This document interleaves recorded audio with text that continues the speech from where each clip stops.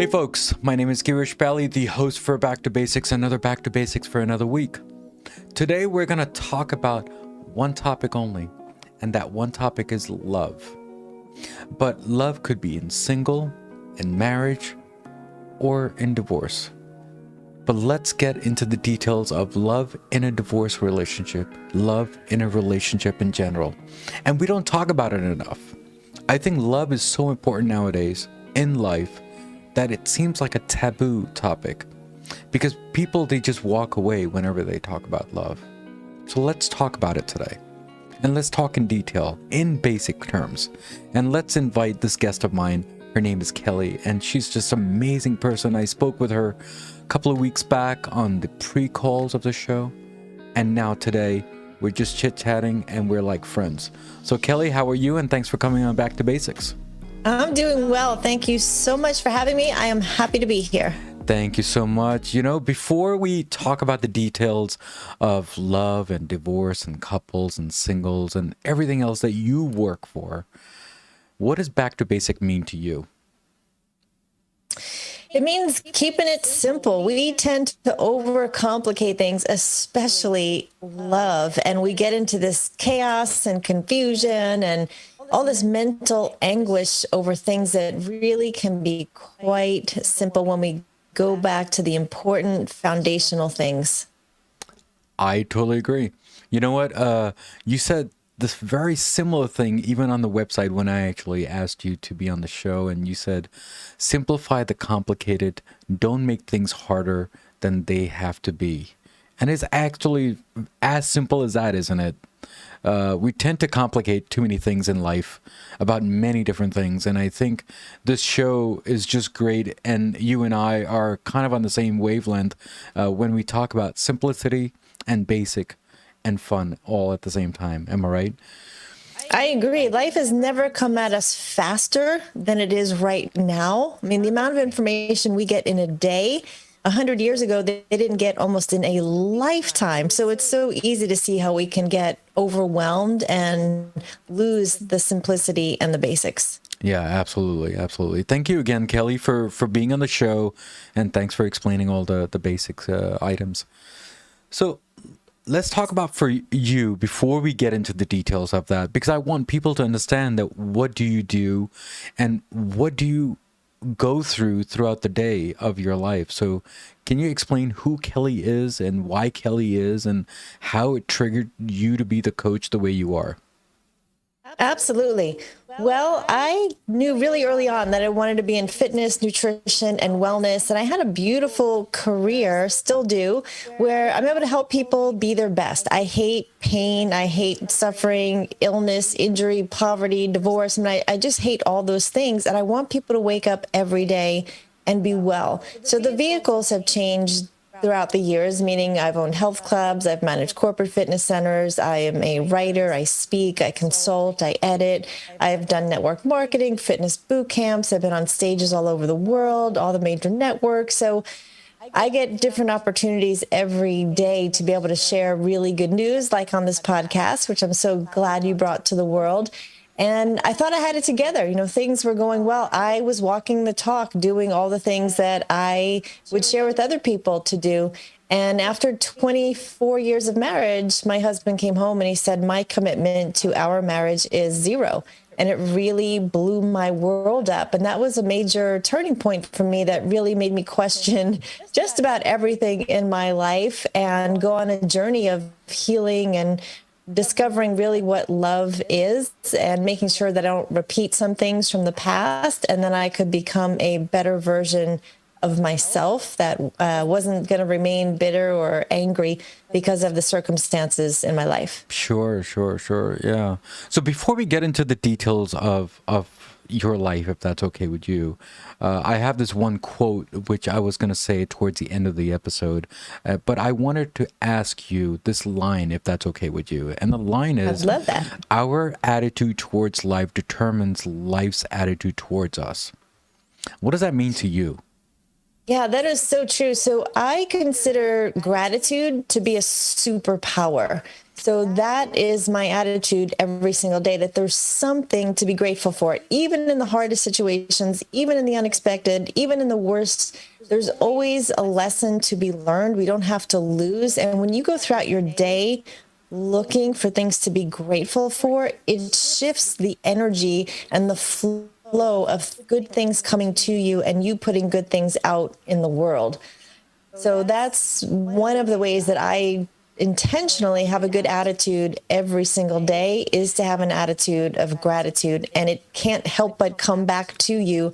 That's just how the principle works. Of course, of course. Yeah, thank you so much for that. You know, there are many other ways to help people. But why did you choose a divorce coach, if you don't mind me asking? It kind of chose me.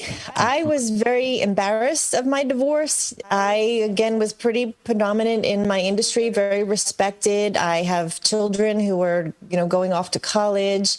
I didn't want to dishonor my former husband in any way. I didn't even tell my own family until my former husband had moved out. So divorce was something I was going to try and keep quiet. But because of what I discovered on my own journey and watching others who I loved go through divorce and perhaps do things that weren't healthy or did things that really kept them stuck in anger, denial, depression, I wanted to do something to help them move on, to adjust in a healthy way, but also be able to live this incredible bonus life that they didn't even know was possible before. So I really felt called to do it, combining all of my years of health coaching and wellness coaching with just this passion for women that I had to help them get past this, especially since it represents 50% of the population. Yeah, absolutely. Absolutely. Thank you so much for that. And give me 1 second. Let me go and talk to my audience if that's okay with you.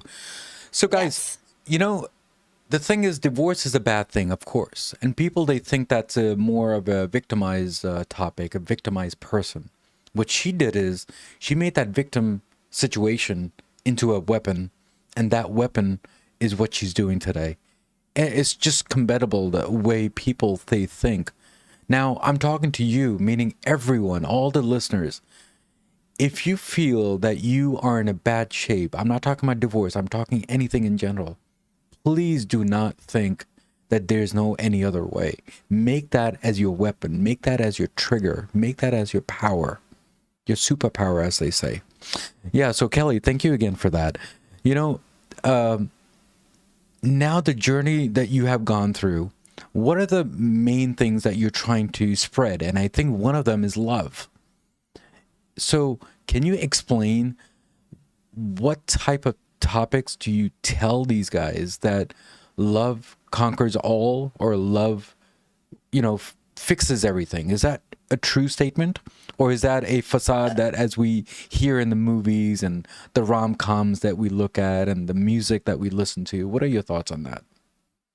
I would say that love does fix everything, but it depends on the kind of love. There's a lot of different kinds of love, and they don't all fix everything. There's only one kind of love that fixes everything.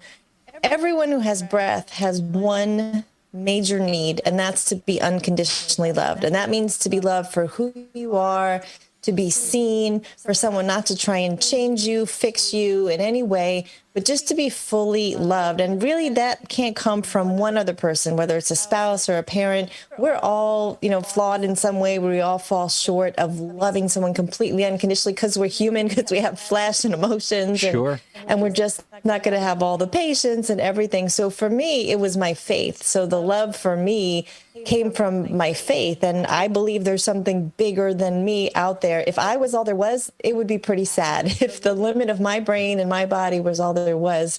So I turned to my faith for what's called agape love. So that's the highest love. And I'm happy to talk about all of them. But it's basically the love for mankind. It's about a selfless giving love where you're not looking for anything in return. And it's even different than a parent for a child. But this is really the foundation of all contentment. And it's important for forgiveness to have this kind of love. Otherwise, forgiveness might never happen. And so it's an unconditional, sacrificial love without question. It's a pure love, a giving love. It's God's love And there's even a scripture that says, if you don't know God, you don't know love. So I'm sure your listeners may have different beliefs. But that's what this unconditional love is, that can heal all, that can make the bad things turn around, multiplied better than you could ever ask, think, or imagine. Yeah, absolutely. I think that was your force that you were trying to get to, right? And I think that was that love, and that was that faith that you followed. There are other people who follow other things, which is humanity. And I think humanity is one thing that they tend to forget. So what are your thoughts? And tell me the descriptions and definitions of love, as I think you had like few definitions of love, right? So can you explain that a little?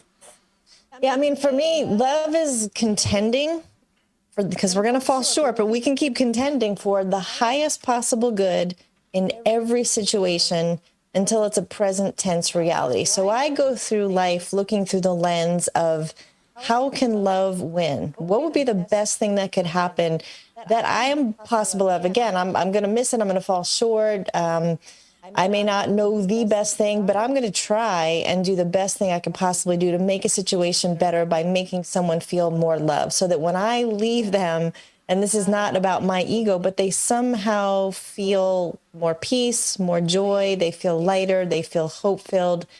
So that's what I like to go around sort of carrying from the inside out, that I have this light inside me that when people are in my presence, they feel that. And it's not in an ego way. It doesn't come from me, but it's just because of my belief and my faith. And I want to share that with other people. So that's part of that agape love, just wanting the best to happen as much as possible in every situation. Thank you for that, Kelli, by the way. So, but what happens that if you have a negative person in front of you, you want to stay away from them, right? And there's no way for them to, I don't know, not like love or not care. Okay, care is also another way of love, right? But the thing is, do we walk away, or do we just, as they say, kill them with kindness and kill them with positivity? What are your thoughts on that? Right. Well, we do need to guard our own hearts as well. We can't be a target and a victim. If someone comes at you once, there's a little light bulb that might go off that, hey, maybe this person isn't safe for me. Maybe I shouldn't continue to, be the one to show them love. Maybe I just put a little, drop in their bucket, and someone else is going to come along and put another drop and another drop. So it might not be safe for me, for example, as a woman, to go up and try and, show some man love who's angry or abusive or aggressive. So you have to exercise some common sense. It might take a number of people to get to someone, but it happens. It absolutely happens. We see people's hearts be softened. We see, even people in prison become completely reformed and really understand love, that maybe they didn't go into prison feeling that way. They were believing things that maybe weren't true about themselves. So it could come from one person in a moment, or it could take a long time for people really to soften and open up their hearts. But you always have to protect yourself. Of course. Yeah. Thank you again for that. Kelli, I actually talked about divorce in a different aspect on season 1. And in season 1, we talked about the abusive between the two couples. And now we're talking about divorce and love. And I need people to understand that there are two aspects when it comes to divorce. It could be ugly, or it could be beautiful at the same time. What are your thoughts on the comparisons that I gave between the two? Yes, well, divorce can absolutely be ugly. It is called a life event for a reason. The first thing that's brought together is the covenant of marriage. And when that gets divided, there's so much division that happens emotionally, mentally, even physically. It's a tearing of your heart and your soul.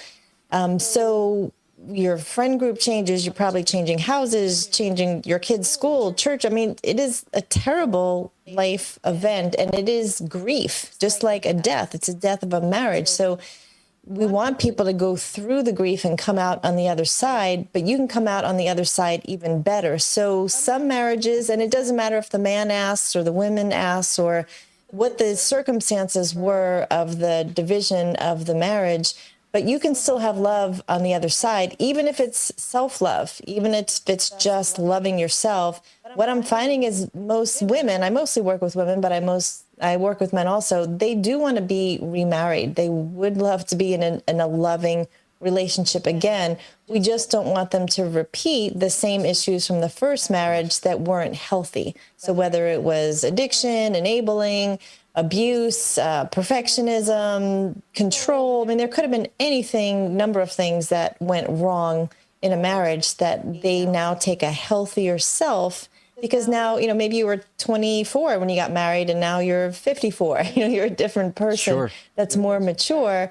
Or not, right? We see people who never really mature through some things. So we want them to be a better version of themselves so that no matter where they are and what their relationship status is, they can be loved by themselves. So they have self-love, because what's inside you is what's going to come out of you. So if you don't love yourself, it's really difficult to love another person. And after divorce, a lot of people, they don't feel lovable. They don't feel worthy. They feel rejected. They might feel guilty for breaking up their family. So they're carrying all these emotions inside them. But we want them to also carry self-love so that they can love another person again. Yeah. Thank you again, Kelli. When you were explaining that people, they want to be helped, and people they want to change, and people they want to find some new love and new compassion, new everything else, right? But from it made me think a little when you said that, is as a coach, how can you tell that a person is a victim or the culprit? Does that make sense what I'm saying here? It does, yeah. So a victim is the very lowest level of energy that you can have. So that's where you're saying the world is happening to me. There's nothing I could do about it. I have no hope. And you could have had any circumstances happen to you and still be a victim. Whether you were the abuser or you were the one abused, you can still feel like a victim. It's an energy. It's an emotional decision to be there. But anyone has the opportunity to come up out of that if they have the courage, if they have the desire, if they have the resilience, if they have support. They can come up from that victim level to a higher place. So really nothing in the past matters. It doesn't matter if you were the most abusive person or you were the most abused person, that you can still get healthy and be well. It could take, therapy and counseling and a lot of, support, possibly inpatient, could be rehab, but it's possible. There is hope for every single person. So it doesn't matter which end you were on, if you left or were left, abuser, abusive. Yeah. There's hope for everyone. Yeah. Thank you again, Kelli, for that. Let me ask you this. I've asked a lot of guests of mine, and the question that I usually ask is that what are the top 3 questions that clients ask you? But I'm going to twist it a little. I'm going to say that what are the 3 top answers you're giving to people with divorce issues? Because we have a lot of issues when it comes to divorce. And we can come up with many, many different things. And I'm pretty sure the top 3 could be that, he or she's not enough there for me, or someone is cheating, or someone is abusive, or whatever. Those are the top 3, I'm pretty sure.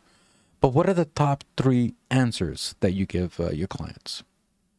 So questions that my clients ask me? Yes. Or Yeah. So one of the topics that almost always comes up is forgiveness. And some people are like, Kelli, if you knew my story, you would never tell me to be forgiving. And I'm not minimizing the pain and horrible things that happen inside relationships at all. But what I want my clients to understand is that forgiveness is for you. So it's for you to stop feeling however you're feeling, whether it's like a failure or you were a victim, that your dreams were shattered, it was unjust, you tried so hard. I mean, whatever story you're telling yourself, that you stop burning yourself, you stop holding your own feet to the fire, and that you forgive yourself for whatever it is, because it was never 100% the other person and 0% you. We all had something to play in the division of our marriage. And there's a lot of mental illness and, again, terrible things that happen. But even still, you want to look back and you want to learn from it. So the forgiveness is just freeing. It's being able to say the past is in the past. It doesn't matter. It's not even how I remember it. It is not going to have any implications in my future. So we do quite a bit of talk on forgiveness. Another is renewing your mind, because when people come in, they want to spend the first hour telling their story and, how terrible it was and how good they were. And sometimes you just need to get that out, and that's okay. I know Sure. some people look forward to their appointment because they just want to come and just get it out of them because they want to know they're not crazy. And that's okay too, but they need to know at some point that you need to stop telling your story because it's not healthy. When you do, you're just creating these tracks in your brain that trigger all these same negative, sad, angry, depressive emotions, and that you need to start telling yourself a new story that includes, a hopeful, exciting future. So we definitely talk about renewing your mind. Another is celebration. A lot of times we're just so sad and depressed, and it's hard to even think about the future. But if you're not stopping to be intentional about creating exciting things for the future, you're going to burn out, you're going to stay sad. And by celebrating, you're including other people, you're recognizing even small milestones that might not seem like a big deal, but even a small step in the right direction makes a difference, and it fuels more success, it fuels more momentum, and it gives you just a way to journal your progress by acknowledging, like, wow, I did take a step closer to healing or my dreams, and people who love you want to join you in that. So it's important to know it's not all just sad and hard. Yeah. Thank you again, Kelli, for explaining that, because you know what? Rebooting yourself is kind of hard because you know what? People have gone through so much of trauma, and and the human tendency is not to forget. So how do you forget and how do you forgive? That's a big, huge leap.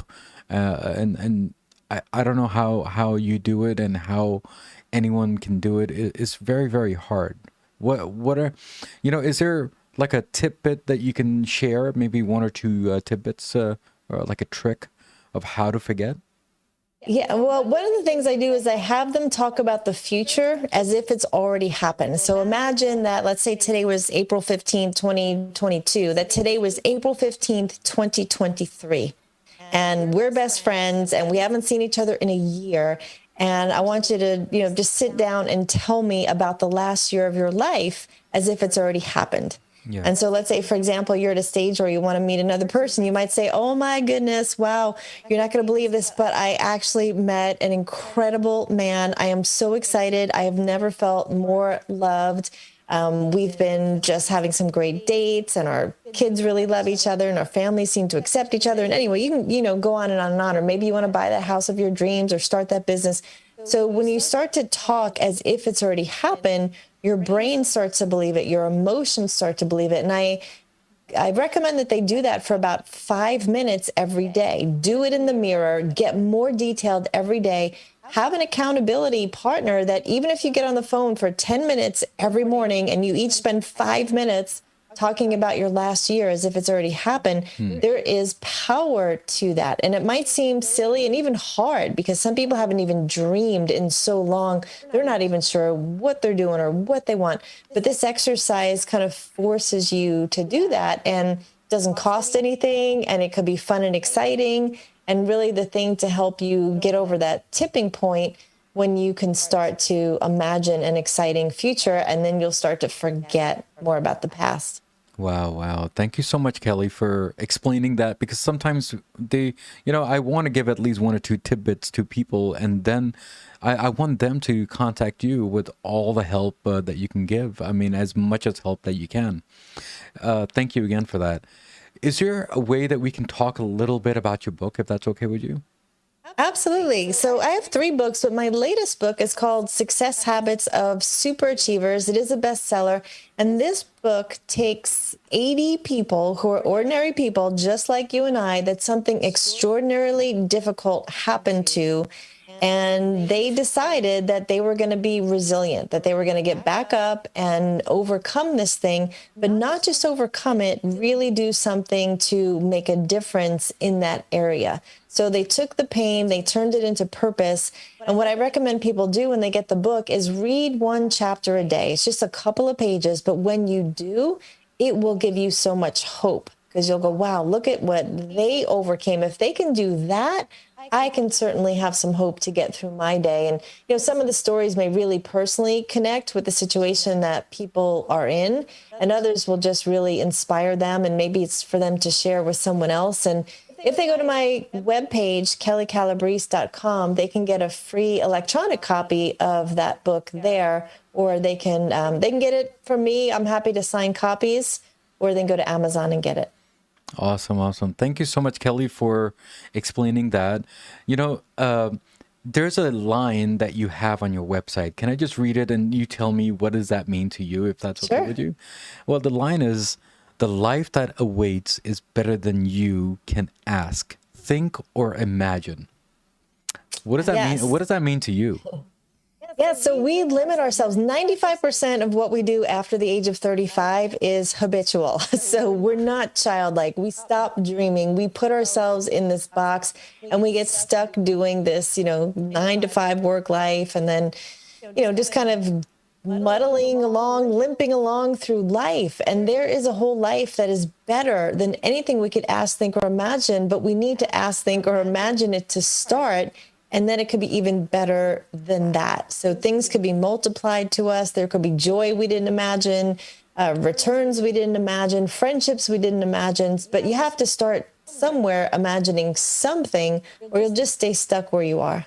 Yeah. Thank you again, Kelli, for coming here on this show for Back to Basics. You know, you have been collaborated with many other networks, right? And your website and your book and everything else that you've done. And then on top of that, you came to Back to Basics. So thank you again for all that, all the support that you've given me so far. Now, before you leave today, how was your journey on Back to Basics? And do you have any last words for any Back to Basic listeners? Yes, I feel like I'm only just beginning. I mean, things that were important to me in the world have definitely shifted. So I went through the season where, I had the mansion and the cars and the big fancy trips and all those things. And they're definitely less important to me now. I mean, I still like nice things, but the basics are, just have a beautiful roof over my head, have great connections and friendships, wake up every day with wonder and awe and gratitude. And the things that are important have definitely shifted to the basic things of health and friendship and happiness. And yes, wealth is in there, but wealth has been defined differently. Yeah. Thank you again, Kelli, for coming on the show to give me this support and you being here and explaining all the details, which is one word, which is love. And I guess divorce equals to love. And how do you defeat that with your weapon? So thank you again for coming here, sharing your stories and sharing all the 80 stories in the book itself. And hopefully we'll meet again on Back to Basics with another book of yours or another venture of yours. Please do take care of us and we'll take care of you. So thank you again for coming on the show. Thank you. It's an honor to be here. Thank you. So guys, we spoke with Kelli today and we talked about the basics of love and the basics of divorce and the basics of struggles. But with her divorce, what did she do? She made that divorce, instead of a victimization, she made that as a weapon. And that weapon, and look where she is today. I'm talking to her on my podcast with her amazing story, with her amazing 80s stories that she's put in this book.